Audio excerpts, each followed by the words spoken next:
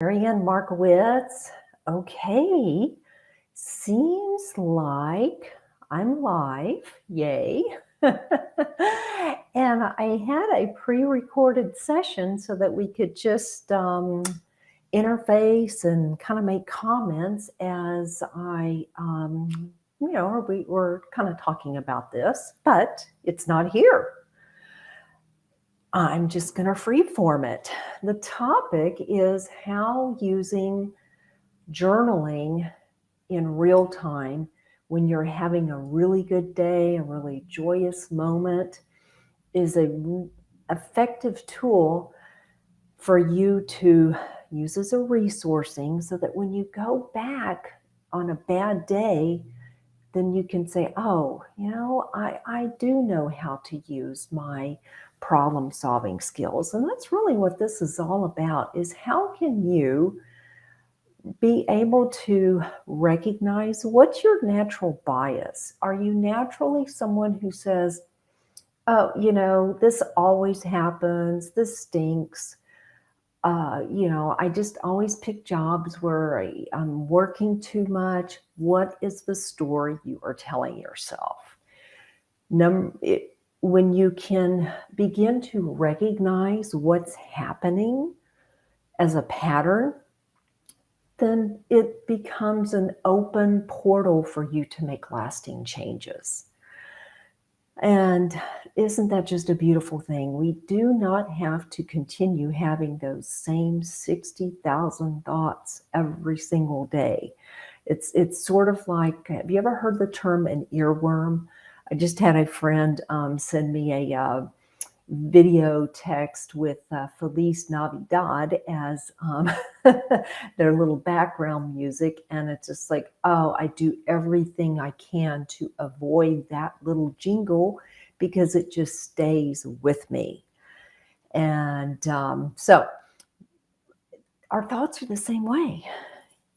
Hold on, I'm multitasking here. Don't do what I do. All righty. Yeah, so let's just go through what I put together as a little lesson for you. If you have the pen and paper right now, grab it. I always have a little worksheet laying around. But again, the first step is, can you begin to recognize what are your inclinations as far as your biases? Are you naturally a negative thinking?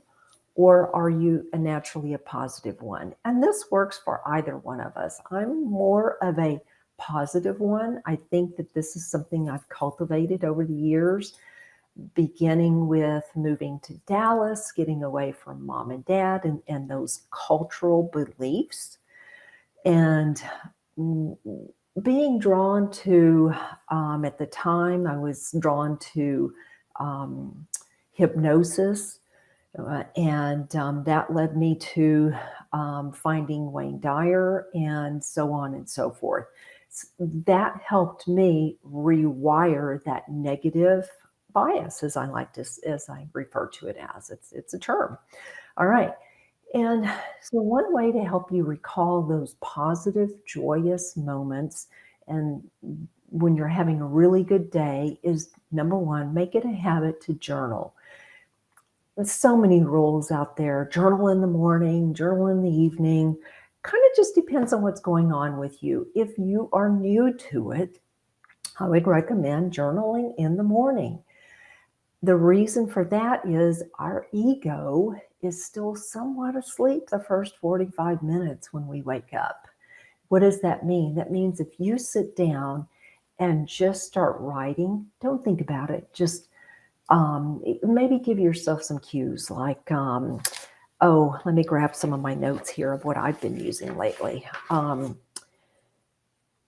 afraid of. And write, what are you afraid of? And just keep writing. Again, do it in the morning when there's nothing else clouding your thoughts. And then the truth is, just keep writing, free form, the truth is. And it'll start kind of digging up some of those limiting beliefs you may have out there. So that's one technique for journaling. But let's stay on target here. We want to write about the good things. So maybe that would be your cue to journal in the evening. Journal what went right for the day.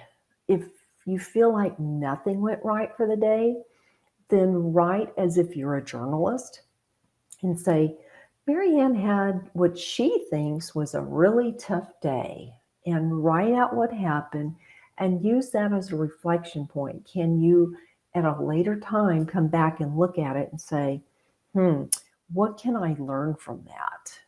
Is it perhaps that I just kind of woke up on the wrong side of the bed and I didn't do anything for myself to change that state? I didn't meditate. I didn't excuse myself from the rest of the world and say, excuse me, I need a timeout. And you don't have to say that. You can just say, excuse me, I need to leave for a moment and go to the ladies' room or the men's room and just have that self-awareness to step out and take a moment for you, because that's just a great reset. You might just want to say, I need to step away and grab a coffee. So write about the good things that happen during the day. And using this strategy on a consistent basis, what you want to be able to do is, number one, you're going to start literally rewiring your brain. It'll start looking for the good things. And then the other thing is, let's say you are having one of those days that you just can't snap out of it easily. Go grab your notebook. And again, excuse yourself for 5 minutes and just flip through there. And you'll start recognizing, what are my strengths? What are the things that I'm doing that are helping me when I feel like I'm coming up to a resistance or a problem? So start looking at what went right for the day and what are your patterns? What are your strengths? So start committing to writing a letter about your day. And another technique that comes to mind, and I love it when I do it, I'll be quite honest with you, I'm not that disciplined about it. But one thing I have learned from some other coaches is, at the end of the day, write down what your day is going to be like tomorrow. And it is amazing how many things will happen. I will tell you, this week I had a day where I did not write my 5 things to do. And I normally have this completely filled out. I do have today's filled out, and I've already got many check marks on there. But I just didn't do it. And the next day was just derailed. Not a disaster, it was just derailed. And it kind of was like, this is awesome. I can see the value of me doing this. I've been doing it for so long that you just kind of think that you'll know what you need to do tomorrow. No. So again, journaling is very beneficial to help you get back on track. And so here are a couple of things for you to think about. Do not limit yourself in terms of, I don't want to write, because maybe there's an old fear of someone getting into your diary and reading. We're hopefully living in an adult world in our homes right now, and you want to just be able to free flow. So let that one go. And it doesn't have to be lengthy. It can be just little bullet points, although I think it is very effective when you use the I'm a journalist and writing from that third person looking at it. It teaches you how to be an observer. Part of mindfulness, part of meditation is cultivating that observing. Because when you become really good at that, what happens is it takes the emotion out. And emotions are good, but very often people are so accustomed to being able to connect with each other on that really sad feeling, what can we complain about? And that may be your only way of connecting with others. So by starting to write from that perspective and becoming, again, an observer of who you are and how you interact during the day will help you watch those patterns. And then how can you start using the observation of your patterns and making changes? That's the transformation. That's the beautiful part. And another thing that I'm always talking about is our imagination. It is where everything happens, and we are so in our heads, and that's a really dangerous place to be. My father, God love him, was very bright. My friends loved hanging around because he was always going to teach us something, whether we wanted it or not. But he was negative biased, and he was always up here, always up here. And he always thought that using the prayer, the meditation, the imagination was just BS. So I've had to overcome that as again, just, that cultural bias that we're brought up with. So take that into account too. Are you experiencing limiting beliefs? Are you resistant to things because that's what you were brought up in? And you are your most vulnerable, not vulnerable, but you're the most, your mind is the most impressioned when you're between 0 and 7. So you're just a little sponge. So we just don't have that ability yet as adults to just sift through that. It's like, oh, well, that's just my dad. So learning how to recognize these patterns will, again, help you with making those changes. And think of a problem now that you're facing, and I always like to call them a project. So here is something that I'm having resistance to. I say I want this, but I'm doing this. What is that? What is that resistance? And just see if you can sit down and settle yourself, just taking good deep breaths all the way down into our diaphragm, and ask, when was this not a problem for me? That's the lesson. You're able to look at your strengths of how you've solved a problem project in the past and how you can bring that in right now in a positive state and then move forward. One of the meditations I use from one of my coaches, I just love it, and I can't remember the name of it, but in essence, what we do is we go into our meditative state and we talk about 3 things that we are exceptionally good at, totally unrelated to the project that we have now. And I always go to the kitchen. That's kind of my happy place. And here's something interesting for you to know. In years past, I would have a complete meltdown, panic attack if something did not turn out with a recipe. And now I'm just like, okay, well, you know what? I don't really like the way this is going. And I start ad-libbing it. That shows that we build confidence through accessing our imagination and just kind of contemplating on, okay, so how did this recipe turn out differently? And how we do one thing, we do everything. So can we settle down and not eliminate, but why not? Let's think big. Eliminate those panic attacks when you feel like things are not going right. So are we on target here? We're concentrating on how can I access all of these positive memories, and how can I look at what I've done successfully and see what my strengths are. Your strength may be that you can bounce back quickly. It may be that you, around other people, you're more positive. It may be just that you can give somebody a winning smile for no reason. It can be little things, but it's really critical for you to take in what are my strengths, Because again, we're always cultivating this relationship with ourselves here. Because if you are not respectful of what your strengths are, then nobody else is going to acknowledge them.